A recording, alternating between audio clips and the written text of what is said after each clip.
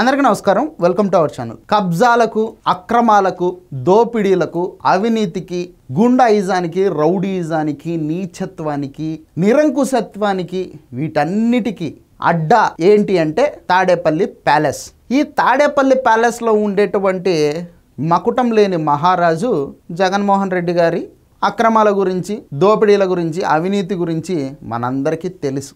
రాజు ఆ రేంజ్లో దోపిడీలకు పాల్పడుతూ ఉంటే మరి బానిసలు కూడా పాల్పడతారు కదా, ఆయన దగ్గర పనిచేసేటటువంటి వాళ్ళు. సో అలాంటిదే చేశాడనమాట మన తాడేపల్లి ప్యాలెస్ బానిస గుమస్తా సజ్జల రామకృష్ణారెడ్డి. మొన్నటిదాకా పెద్దిరెడ్డి రామచంద్రారెడ్డి కబ్జాల గురించి మనందరం విన్నాం గట్టిగా. పెద్దిరెడ్డి రామచంద్రారెడ్డి అటవీ శాఖ భూముల్ని అన్నిటినీ కబ్జాలు చేసుకొని ఫామ్ హౌసులు కట్టుకోవడాలు, ఇష్టం వచ్చినట్టు చేయడాలు, రోడ్లు వేసుకోవడాలు ప్రజాధనంతో ఆ ఫామ్ హౌసులకు, ఇవన్నీ చూసాం కదా. ఇప్పుడు సజ్జల రామకృష్ణారెడ్డి కథ.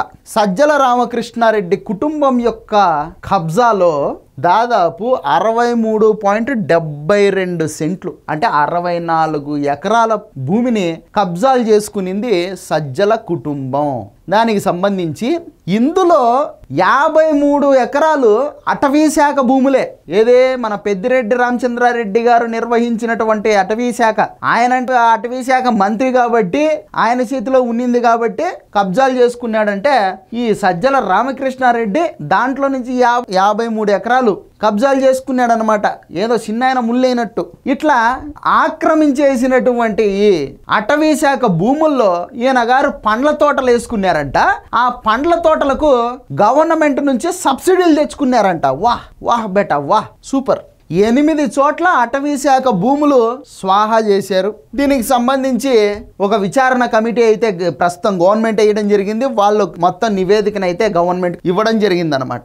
ఈ వైసీపీ హయాంలో సకల శాఖ మంత్రిగా గుర్తింపు పొందినటువంటి మన సజ్జల రామకృష్ణారెడ్డి పాయవంక రిజర్వాయర్ కోసం ప్రభుత్వం సేకరించినటువంటి 8 ఎకరాల భూమి, కొంత అసైన్డ్ భూమి కూడా ఉందన్నమాట. దాంట్లో సీకేదిన్న గ్రామ పరిధిలో 1629 సర్వే నెంబర్ అనమాట. దాదాపు 52 ఎకరాలని కబ్జాలు చేసేసుకున్నారు. ఇష్టం వచ్చినట్టు ఆ పర్యావరణాన్ని అంతా ధ్వంసం చేసేసి, నాశనం చేసి, దాంట్లో మళ్ళీ వీళ్ళు పండ్ల తోటలు వేసుకున్నారంట. బాగా వ్యవసాయదారులు వీళ్ళంతా కేవలం పండ్ల తోట మాత్రమే కాదనమాట, అదొక టైప్ ఆఫ్ ఫామ్ హౌస్లు. ఈ వైసీపీ వాళ్ళకి ఫామ్ హౌస్లు ఏందో మాకు అర్థం కావట్లే. మళ్ళీ ఏం గుడిచేటి వ్యాపారాలు చేసేదానికి ఆడ ఫామ్ హౌస్లు కట్టుకుంటున్నారు, అది కూడా ప్రభుత్వం యొక్క భూముల్ని కబ్జాలు చేసేసుకొని వీళ్ళు వ్యవసాయ క్షేత్రాలు, ఫామ్ హౌస్లు కట్టుకొని బీభత్సంగా అక్కడ వ్యాపారాలు చేసుకునేటటువంటి పరిస్థితి అనమాట. అందులో ఒక ఫామ్ హౌస్ కట్టుకున్నాడంట, ఒక అతిథి గృహం అంటది, 4 గదులు నిర్మించారని పేర్కొనింది ఆ నివేదిక. ఆ భూముల్లో పండ్ల తోటలు పెంచుతున్నట్టు తెలిసింది. అటవీ భూముల్లో అక్రమంగా సాగు చేయడమే కాకుండా అక్కడ డ్రిప్ ఇరిగేషన్, మామిడికాయల నిల్వ కోసం హార్వెస్టింగ్ రూమ్లు కట్టించుకోవడానికి ప్రభుత్వం చేత సబ్సిడీలు తెచ్చుకున్నాడు మన సజ్జల రామకృష్ణారెడ్డి.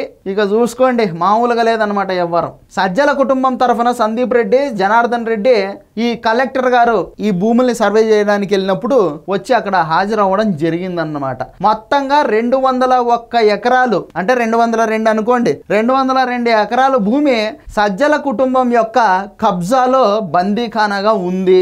వాస్తవానికి సజ్జల కుటుంబం పట్టా భూమి 137 ఎకరాలు, మిగతా 64 ఎకరాలు కబ్జాకు గురైంది.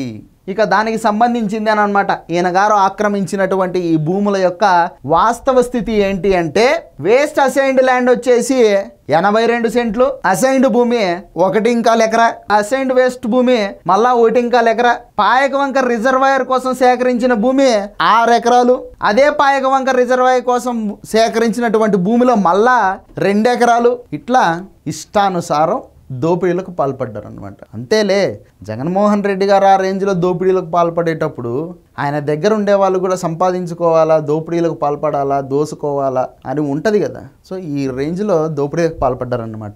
అందుకనే ప్రజలు ఓట్లు వేసేటప్పుడు కొంచెం విజ్ఞతతో, కొంచెం తెలివితో ప్రవర్తించాలా. వాళ్ళేంటి, వాళ్ళ మనస్తత్వం ఏంటి, వాళ్ళు ఎటువంటి వాళ్ళు, ఏదో మనకు ఒక 10,000 రూపాయలు ఇస్తామన్నారని ప్రభుత్వ సొమ్ముని పథకం పేరుతో దానిలో కాసిపడి ఓట్లు వేయడం కాదు. వాడు ఒక 15,000 ఇస్తాను అన్నాడంటే వాడి హిస్టరీ కూడా చూడాలి. ఏ విధంగా వాళ్ళు దోపిడీలకు పాల్పడినారు, అసలు వాళ్ళ హిస్టరీ ఏంటి, అంతా చూసి ఓట్లు వేయాలి, తప్పదు. ఇది వీడియో. ఈ వీడియో నచ్చితే లైక్ చేయండి, సబ్స్క్రైబ్ చేయండి, షేర్ చేయడం మాత్రం మర్చిపోవద్దు. Thank you.